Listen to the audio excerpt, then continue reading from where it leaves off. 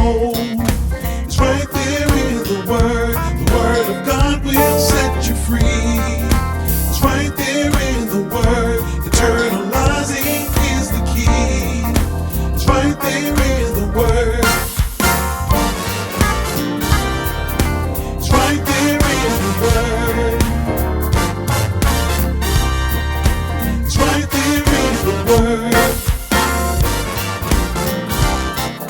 It's right there in the Word. Good afternoon and welcome to another installment of There's a Word for That, the weekly word presentation as part of the Hymns by Phil Carter Fellowship. Today's word is joy. It reads this way in James chapter 1, verses 2 through 4. Consider it pure joy, my brothers and sisters, whenever you face trials of many kinds, because you know that the testing of your faith produces perseverance. Let perseverance finish its work, so that you may be mature and complete, lacking nothing. Quiet as it's kept, Christianity is a messy ordeal. There's work that needs doing, harvests that need tending, fish that need cleaning. There's betrayal, a cross, and nails, and piercing, and blood, and a tomb. The late pastor Mike Yaconelli said Christianity is not for people who think religion is pleasant and a pleasant distraction, a nice alternative, or a positive influence. And it's not for folks who are drawn to ease and comfort or who just are on the lookout for a quick fix and a happy meal. True, Christianity is lived out every day by folks who understand that we will have heartaches and disappointments, broken dreams and unexpected events, and sometimes the bottom will even drop out and all hell will break loose. Nevertheless, somebody say nevertheless, that's never the end of the story in the life of a true believer. Come what may, God is still worthy of praise and still presiding on the throne. But messy and troubling as Christianity is, as life can sometimes be, the challenge and the tension that we find here is where James says that you have to consider it all joy. Consider it pure joy, he says. He says that we can rejoice even in the midst of that, because even though Christianity is messy, even though life can sometimes be troublesome, it's this part of life that is part of the process that produces something amazing in us.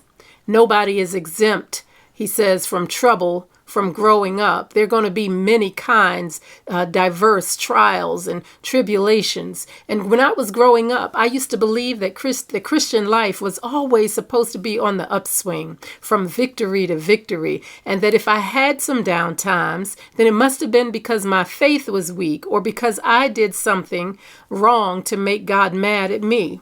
A lot of people still believe that.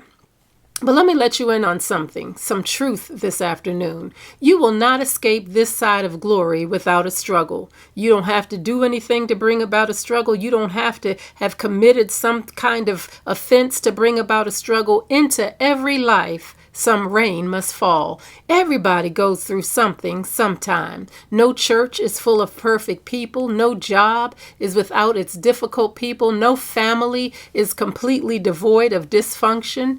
As a matter of fact, my friend Dr. Valerie Bridgman said every family has some dysfunction. It just means how we function.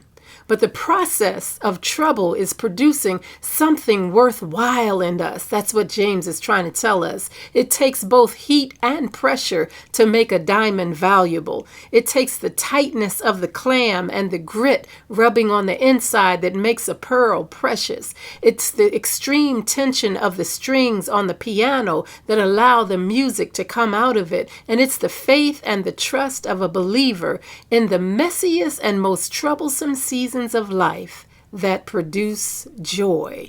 Just know that in the midst of all of this, that whatever you're going through, the messiness, the troublesome part is a part of life's process that produces something amazing inside of us.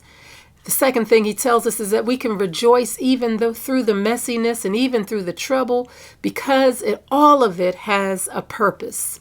No suffering is lost in God's economy. Everything has a purpose, and our purpose is joy in spite of. Not this kind of silly, superficial joy that denies the pain of our trials and that negates our sorrow and grief. That's not what we're talking about. We don't laugh at funerals and skip to the operating room. Grandma says it's the joy that the world can't give and the world can't take away. Rather, this joy understands that messiness and trouble can make you bitter, or they can make you better. I love the story of the violin maker.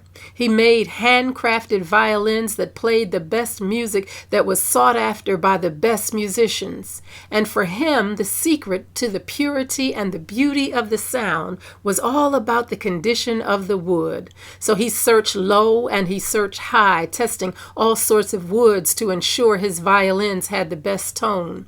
And one day he found a piece of wood that came from a place called the timberline. The timberline is that place on the mountainside where trees stop growing because of the harsh weather. It's the blasts of the winter wind and the slashing rain and just the bleakness of the mountaintop that couldn't hold moisture anymore, not long enough to get a good, healthy growth, that made the wood that grew there hard and it made it twisted. And yet the violin that was created from this weather-beaten wood taken at the timberline produced a music unlike anything else ever made.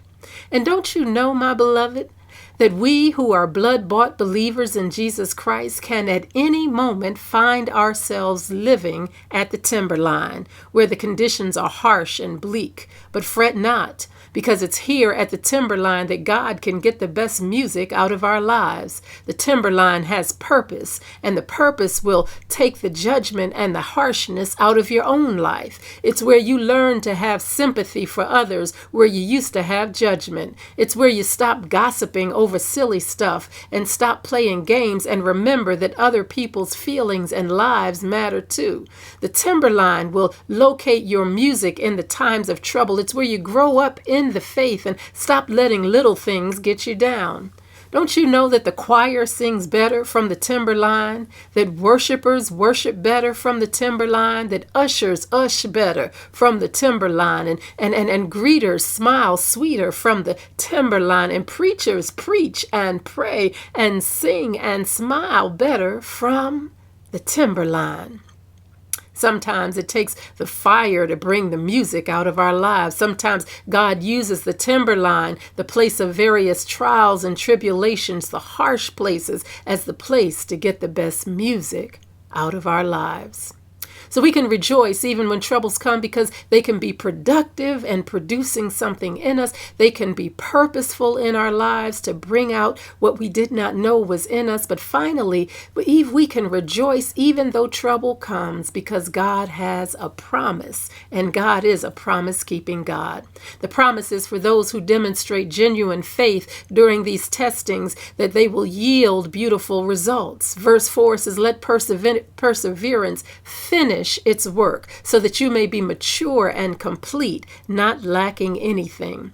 Genuine faith is a faith that has been tested and still comes out shining. It's a faith that has withstood some stuff and is sure of its standing. They say a ship can't really prove anything while sitting in dry dock. Oh, but when you drop it in the water and when its hull gets wet and when it faces some stormy mists and the waves of deteriorating seawater and it still does not sink under that pressure, then you know you've got something you can work with. You know that you've got something that has some worth.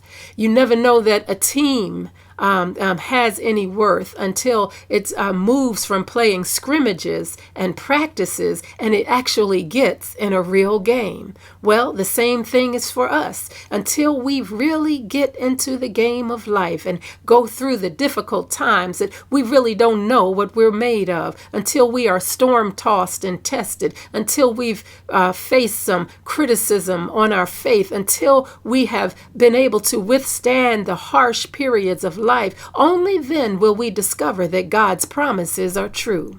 The promise God gives is that if our faith is genuine and authentic, if it's real and it's durable, if it can persevere through the tough times, then there's a reward for us, not just at the end, but there's joy even in the midst of. It's a strange thing that you can find joy even while you're going through this struggle. But you've got to be steadfast and unmovable, always abounding in the work of the Lord, knowing that your labor is not in vain. You can find joy if you lift up your eyes unto the hills from whence cometh your help, knowing that your help comes from the Lord. You can find joy even as you ask and you seek and you knock, knowing that they that wait on the Lord shall renew their strength, and they shall mount up with wings as eagles. You can find joy when you remember that the race is not given to the swift, but that time and chance happen to us all. You can find joy when you remember that the one who has begun a good work in you is faithful to complete it unto the day of Jesus Christ. Don't you know that it took Joseph 13 years to get from the pit to the palace? Don't you know that it took Abraham 100 years of waiting and tapping and to get a clear direction from God? That it took Sarah and Elizabeth being senior citizens who had already entered into menopause to finally have the baby that they had longed for even after they gave up on it? And don't you know that it takes time to make a solid believer out of you and me, one that is durable and persevering, whose faith confessing is sure and certain, a sturdy Christian whose faith will last them for a lifetime and will not go running after every wind and doctrine. The lesson of true discipleship, authentic, genuine Christianity teaches that things will come along to test our faith and question our convictions, but we cannot allow that to shift us away from God.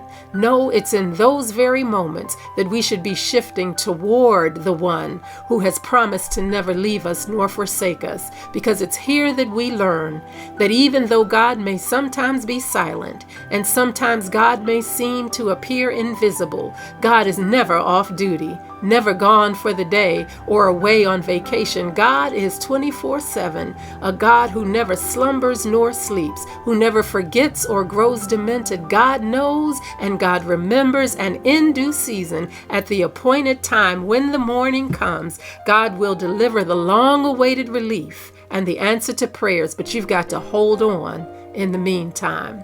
I just came by today, church, to tell you that your trials and your troubles are purposeful in producing perseverance in your life.